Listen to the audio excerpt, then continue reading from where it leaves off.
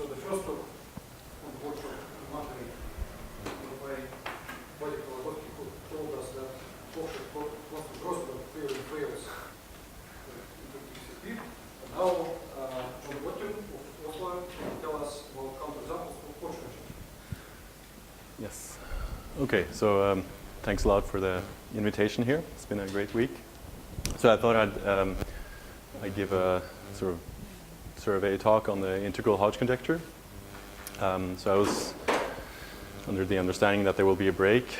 So maybe in the first half I will keep things a little bit elementary and then move on to more recent results. So let's explain the setup. So X will be a smooth projective variety over the complex numbers. So it has a Hodge decomposition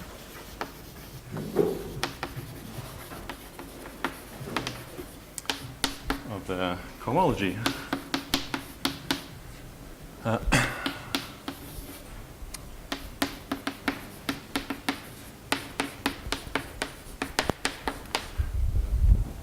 And each of these groups here can be thought of as sheaf cohomology groups.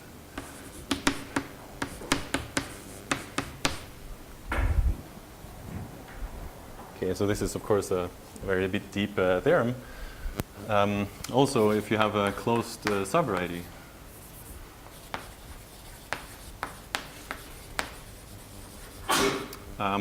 then you get a class,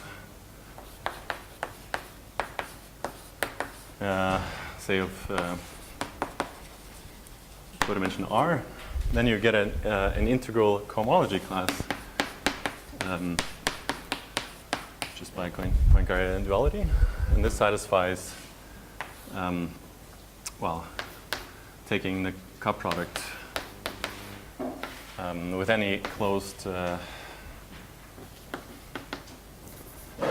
form sigma. This will be the same thing as integrating the form over Z. So this is true for any closed 2n minus 2r form sigma. And in fact, this class here defines the class here up to torsion.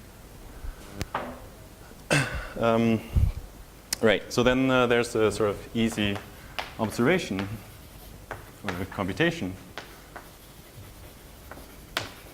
namely that this class lies in the subgroup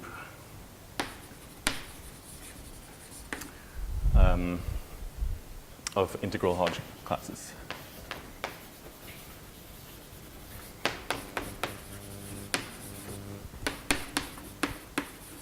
So I'll call this HRR Z, which will be the intersection of HRR C with the integral lattice here.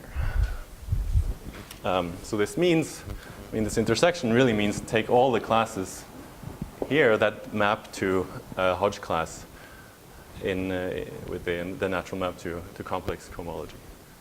So in particular, any torsion class will be here, just because 0 is a Hodge class. So of course this intersection here is very mysterious. Of course, this integral structure here depends only on the topology of X, whereas this thing here reflects the complex structure.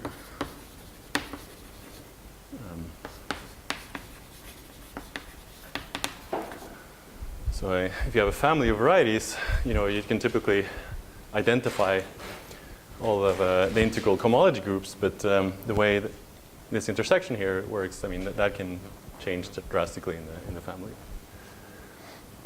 Right. So the integral Hodge conjecture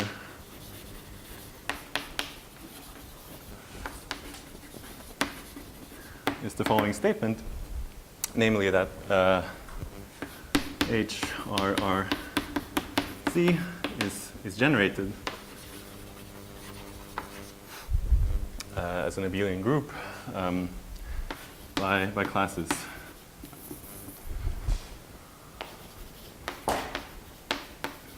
Of algebraic subvarieties.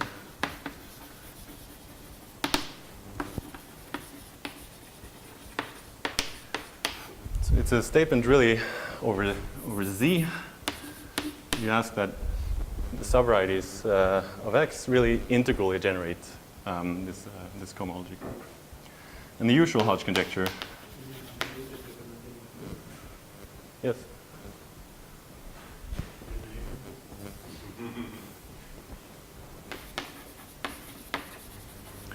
Hodge conjecture. It's the same statement.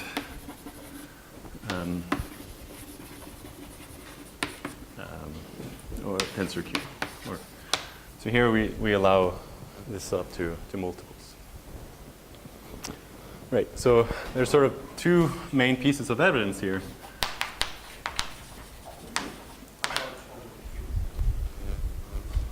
What do you mean? So this is supposed to be a Q.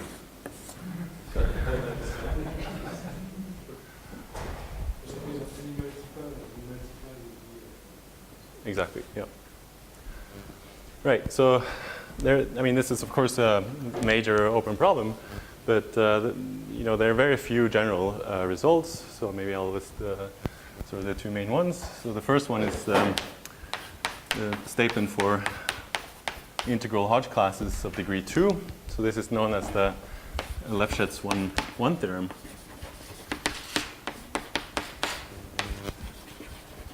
Well, that theorem really just says that this statement is true in degree 2, but it's easy to see because this is just the kernel of the natural map.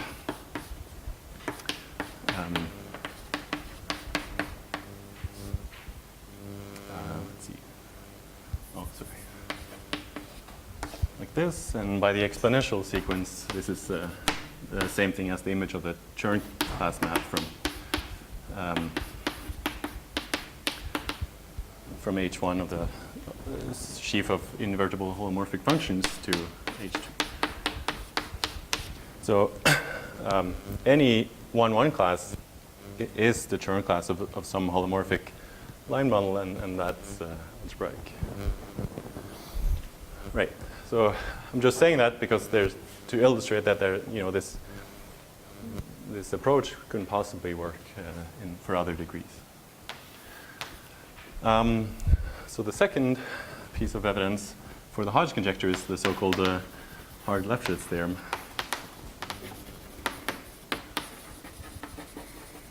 So that's a statement about rational cohomology.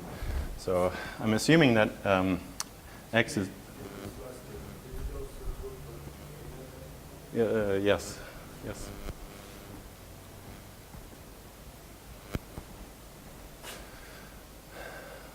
Right. So in my case, X is projective. So I have an ample class, and I can consider the map from H2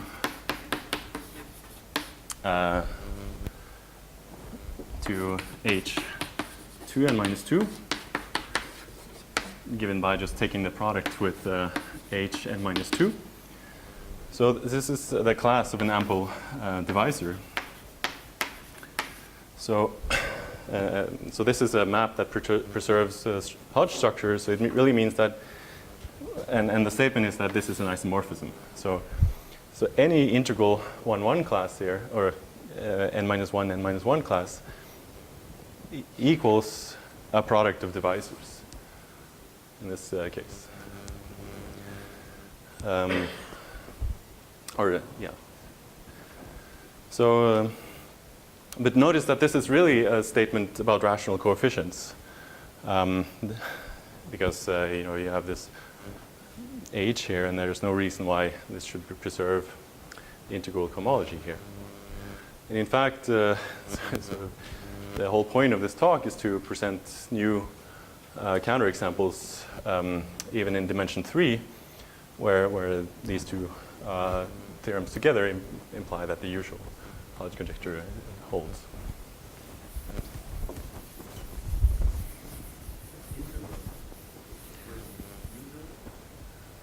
So the integral Hodge conjecture fails, but the usual Hodge conjecture is true just because it's only curves and divisors. Yes.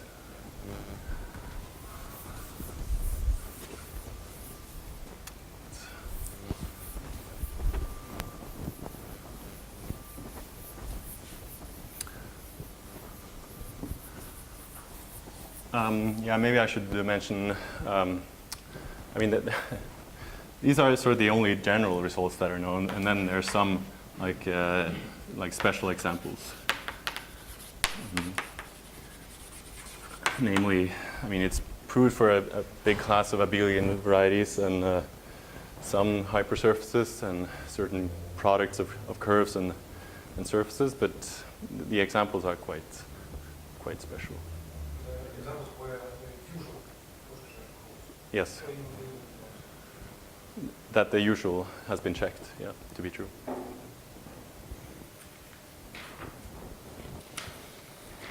All right, so those statements are mostly about the usual Hodge conjecture.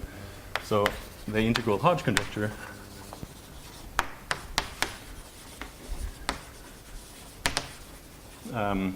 is known to fail, or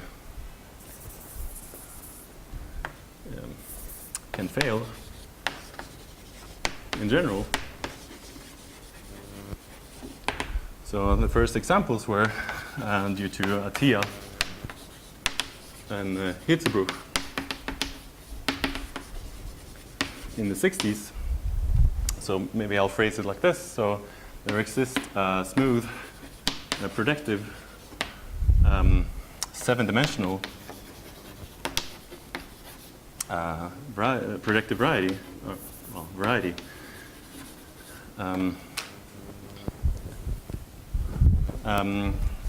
Admitting a non-algebraic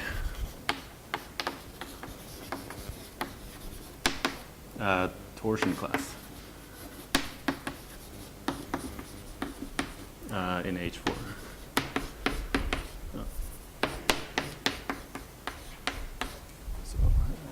X. H4, yes. Thanks. Right. Okay, so there exists a smooth projective seven-dimensional variety admitting a non-algebraic torsion class. Yes, I think 3 or something. 3 or 9, yeah. Yeah, so their result is, I mean, their argument is quite topological. So so they have this criterion for when a class is algebraic. So they show that a necessary condition is that the differentials in the Atiyah-Hirzebruch spectral sequence have to vanish on such a class. And then they exhibit some variety with such a class that where it doesn't vanish. Right. So I won't say so much about that result, but I'll mention some improvements. The first thing is to reduce the dimension here. So yes, so basically you start with a certain finite group. I think it's 3 copies of C mod 3, and then you take some projective approximation to BG. So it's really one of those Godot-Serre varieties where you take a complete intersection in some big projective space, and then you mod out by that group. Yeah, so it's very explicit. And this was improved by Solé and Voisin. So 5-dimensional examples with torsion. non-algebraic degree 4 classes.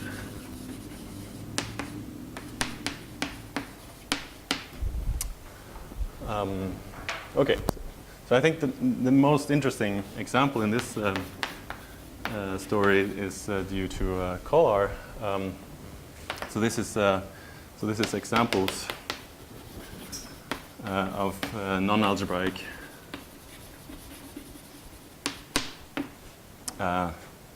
non-torsion classes on threefolds of general type.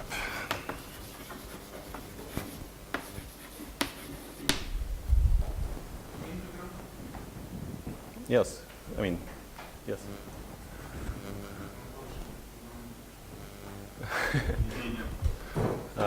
Right.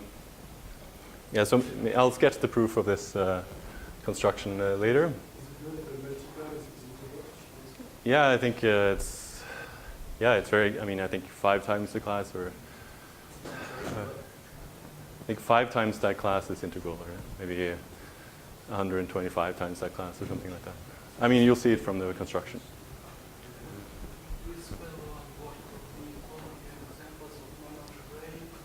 Non-torsion classes. Yeah. Okay, so this is interesting in 2 senses. First of all, these.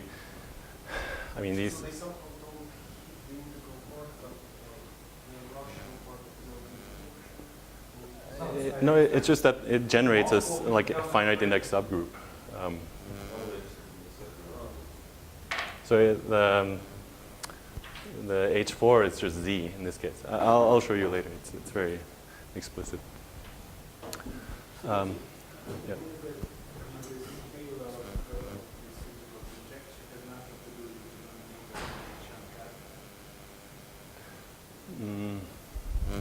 Not that I know of. I mean, I don't. Yeah, no, it shouldn't have anything to do with that.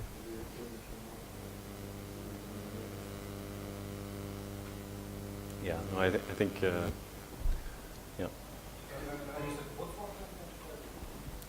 Maybe I'll just sketch the construction. It doesn't take so long.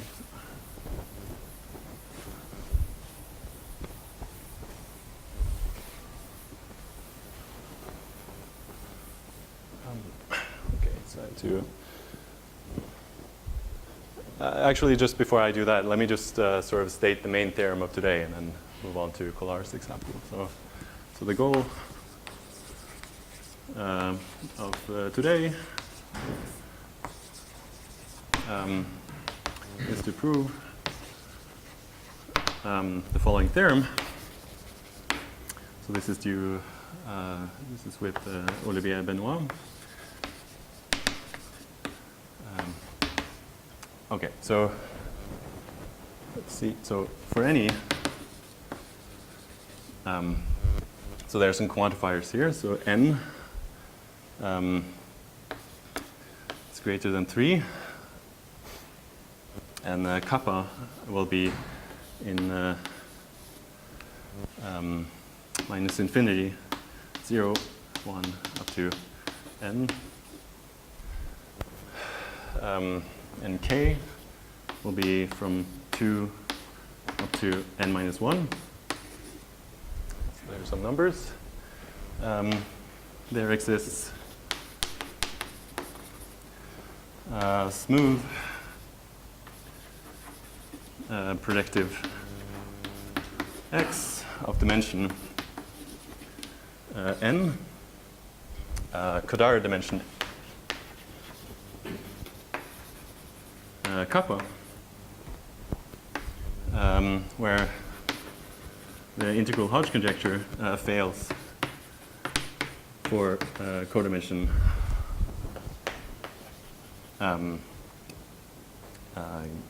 k cycles.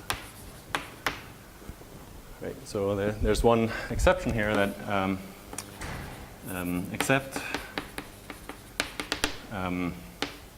kappa has to be non-negative if if you're in the threefold case. So there's a single exception here. Is this just accepted from your theorem or from, so is it known that in this case? It's known that for any uni-ruled threefold, the integral Hodge conjecture is true. So in other words, these values here are optimal. You can't have any other invariance. Yes. Yeah. Okay. So there exists a two-torsion class on X.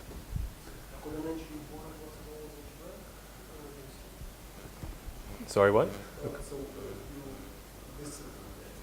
Yeah, I'm excluding one. Yeah.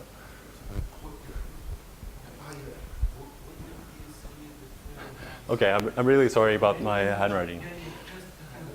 Okay, so we have some quantifiers for any n. This is the dimension. We have the Codard dimension, which is any possible except for this, and then so kappa has to be non-negative in the case where n is a threefold.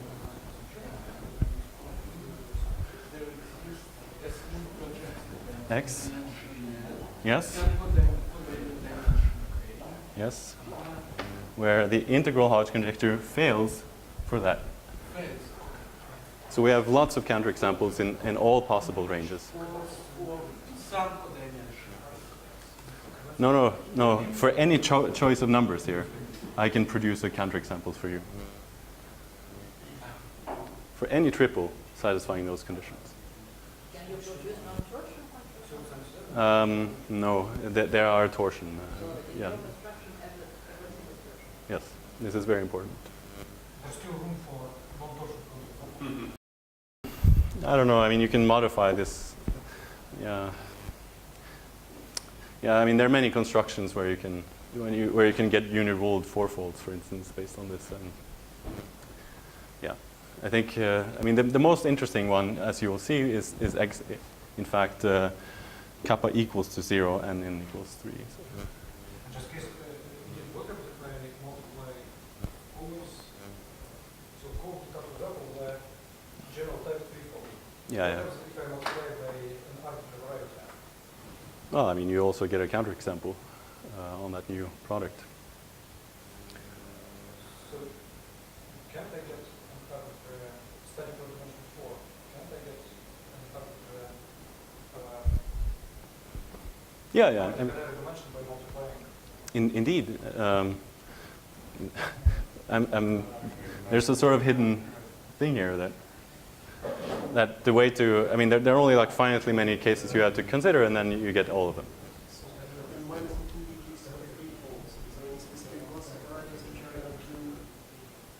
No, I mean, the integral Hodge conjecture is always true for a uni-ruled threefold. Thanks. Okay, is the statement clear? Or this is sort of the main point of the talk. So.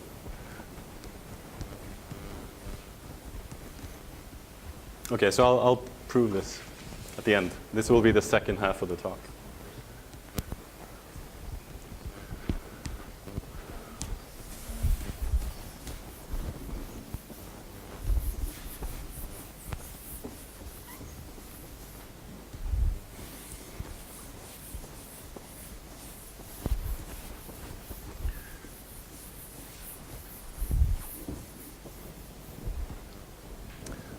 Okay, so as a warm-up, let's start with Kolar's example.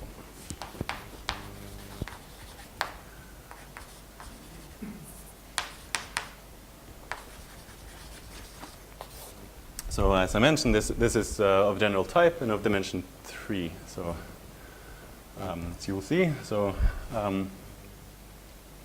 right. So he proves something a little bit stronger. So so let X in P4 be very general hypersurface of degree 125. Then any curve has degree divisible by 5.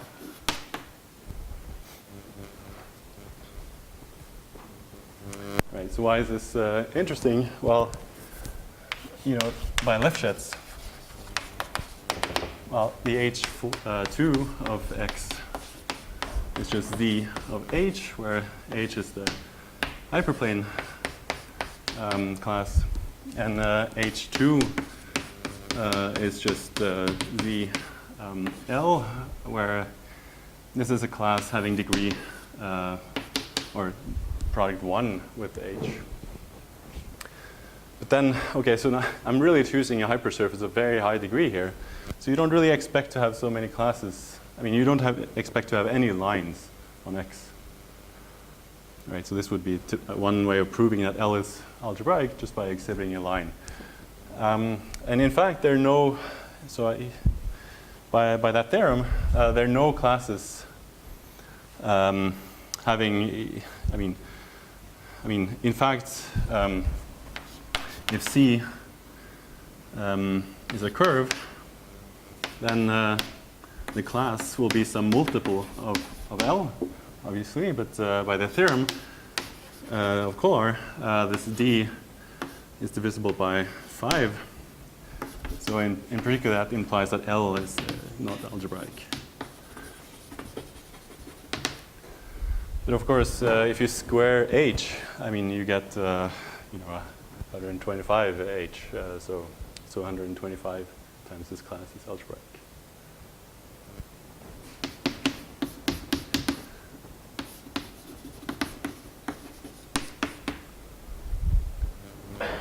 Okay. I mean, it's a very clever construction, and I'll just sketch the proof because it's very, very nice. Okay, so proof of the theorem.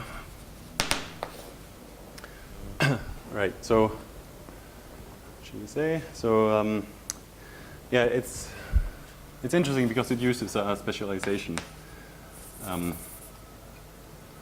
So it's the specialization argument.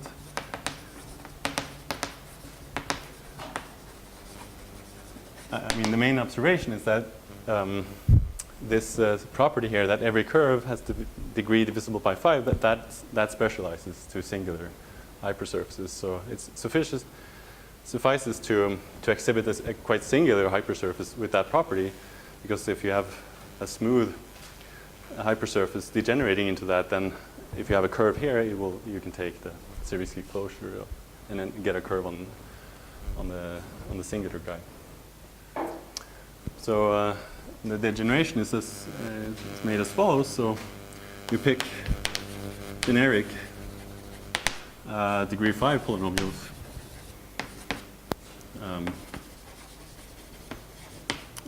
in K x0 up to x3. So you get a map.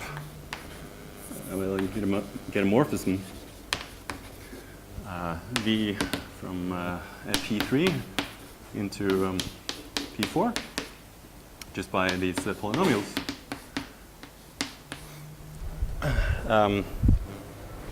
And you define x0 to be the image of P3. So of course, this has to be very, very singular because, well, it's ruled, but it's a hypersurface of degree 5 cubed, which is 125.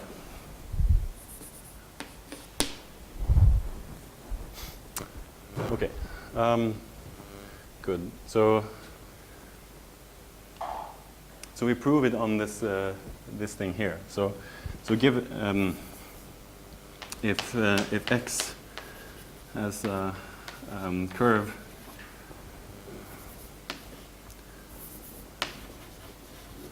such that 5 does not divide the degree of C, then so does S. So that's x0. Sorry, if x, so does x0. Right, just because you take the limit.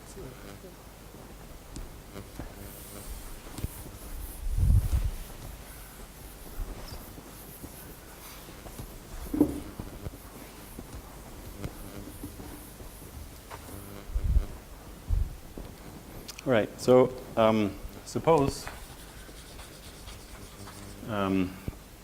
x0 contains such a curve, say C. So, yeah. Then the key point is that B is 1-to-1 outside a surface, say sigma in X. So if you think about this as, you know, you embed P3 in some big projective space, and then you take a generic projection down to P4. I mean, some of the points are going to come together, but generically it's going to be 1-to-1. But there's a surface on X where it might potentially have higher degree. Yes. Yeah. So, but you can say more. So this is 2-to-1 outside. Inside the curve, say gamma inside sigma, and it's 3-to-1 outside a finite set of points.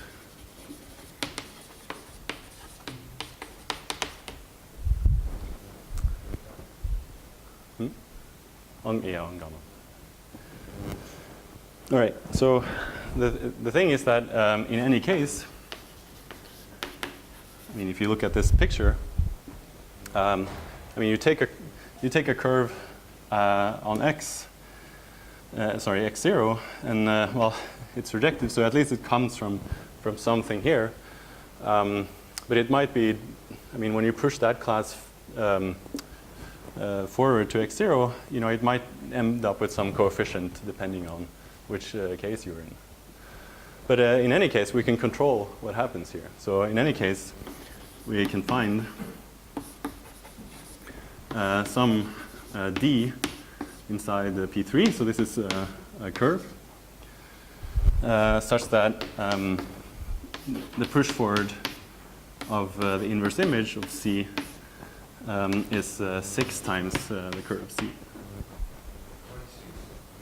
Because, well, I mean, it's just the 2 and 3 here. So it depends on where your curve lies. Like, if it's here, you just take sort of 3 times the inverse image here, and then you push forward.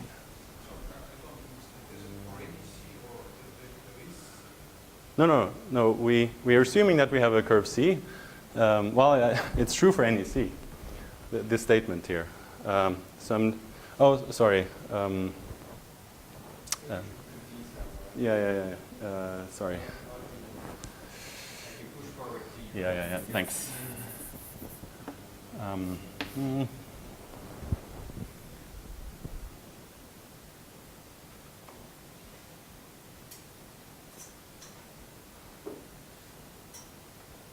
Sorry. No, I was too fast. So here's what I wanted to say. So we can find. Oh. Okay. Sorry.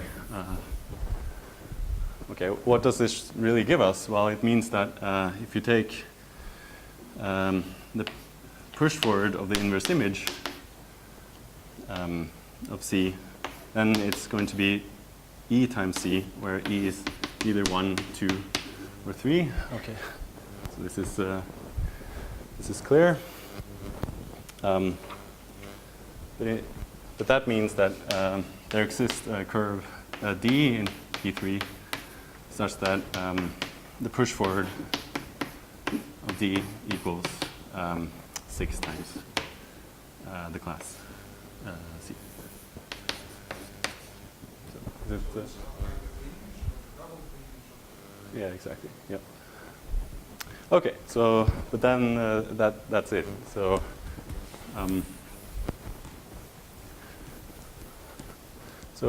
You know, if you now, I mean, if you take the degree of this curve D, so I mean, you're going to get something divisible by 5. So the degree of this push forward is divisible by 5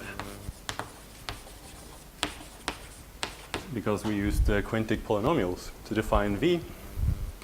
But that means that well, the push forward is 6 times C, and 6 and 5 are relatively prime. So the degree of C is yeah, also divisible by 5. So in this example, you would replace 5 by any integer, which is all prime. Exactly, yes. So this is the smallest case where it works, but indeed you're right. Yeah. Okay. Okay, so I think this is a very nice construction, and I'm mentioning it also because it illustrates a very nice technique that you specialize to sort of singular varieties. I mean, you find some obstruction, maybe not on X itself, but maybe some deformation. So this will also be a key idea in the proof of the theorem. Why is it important that X is very general? Oh, because we're using a degeneration argument. So they're all, I think you can degenerate V at the surface of this degree to 0. yes, but then you'll only get a conclusion on the generic. Yeah. Can I ask a question? You are distributing the all curves inside the Nazir embedding have degree divisible by 5, and then you project them, check that nothing really spoils. Nothing really spoils. But, Yes. why couldn't you apply the same argument to the Nazir embedding itself? Of course, we had no chance because the Nazir. And the key is to use this Lefschetz hyperplane theorem. I mean, you need a hypersurface to be. I mean, The image of the Veronese is in itself. Yeah, I understand that we had no chance.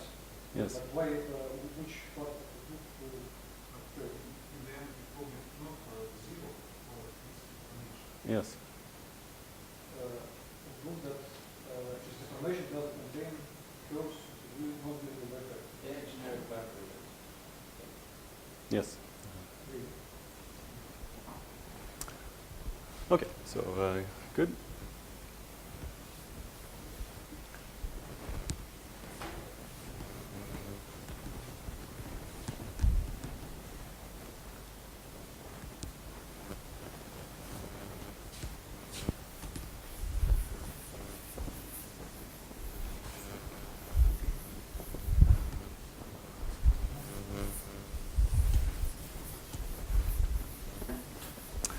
Okay, so before I go on to prove the theorem, maybe I'll mention a few of those positive results. So some positive results, so maybe I'll use the notation. Maybe.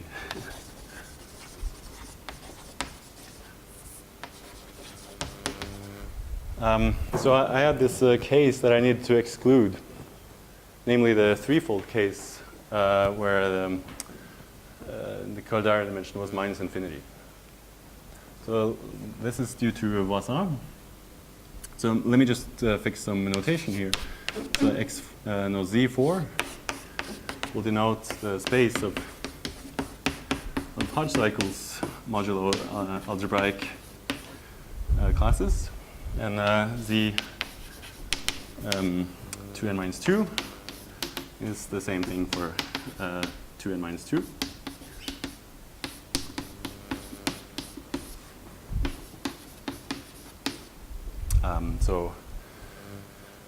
So these are finite groups, and they measure sort of the failure of the integral Hodge conjecture And yeah, in fact, they're 0 exactly when the integral Hodge conjecture is true. And what's interesting is that these are birational invariants.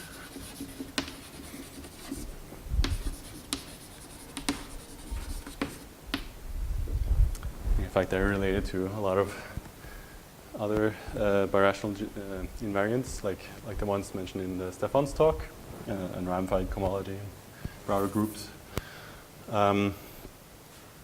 Right. So it's easy to see why they're birational invariants, because if you factor a birational map into smooth blow-ups, then well, you know exactly what happens to the cohomology when you blow up.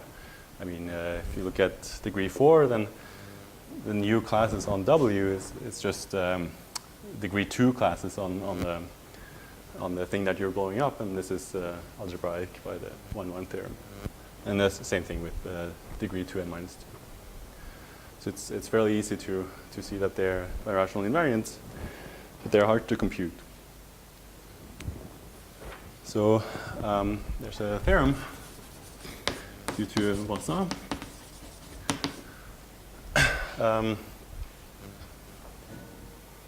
So if X is either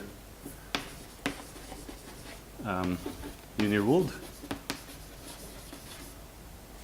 so meaning because I already mentioned minus infinity. If X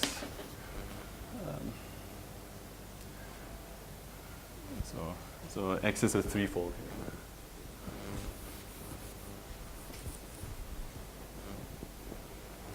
Suppose X is a threefold, which is either uniruled or Calabi-Yau, in the sense that the canonical divisor is 0 and the H20 is 0. Then the integral Hodge conjecture is true for X.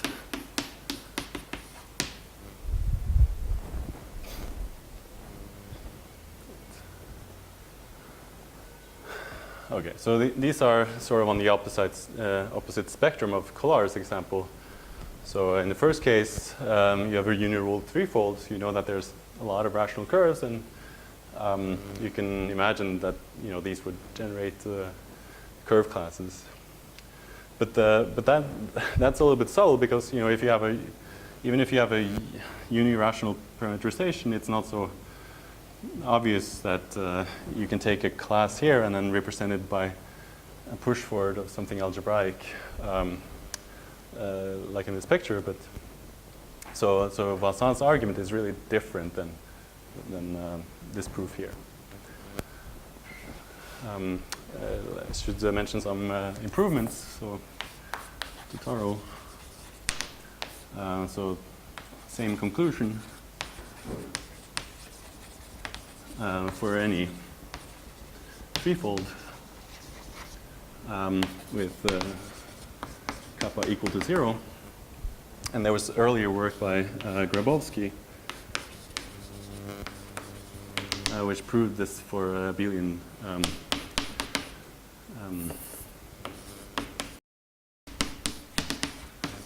for any abelian threefold. So in particular, this result here implies this result, but this was before. Right.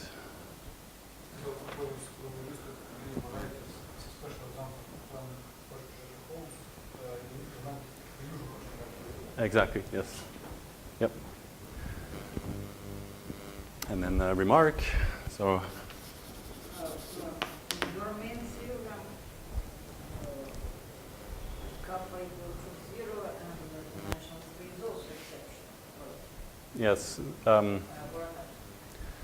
Right. So maybe I should write it. Some of our examples, or I should counterexamples.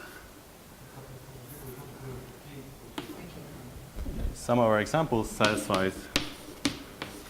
satisfy 2 times the canonical divisor of x is 0. So, you know, from that perspective, our result is really optimal in this. So this exception really is the only exception. You keep saying probability, right? This is about defaults. Do we know probability, right? No. This is a very, very hard problem. So, yeah, I'll say something about that later.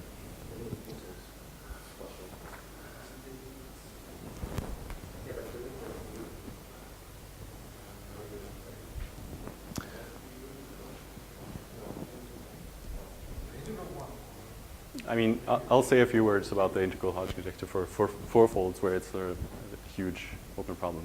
So. But yeah, maybe we can take a 10-minute break or something here.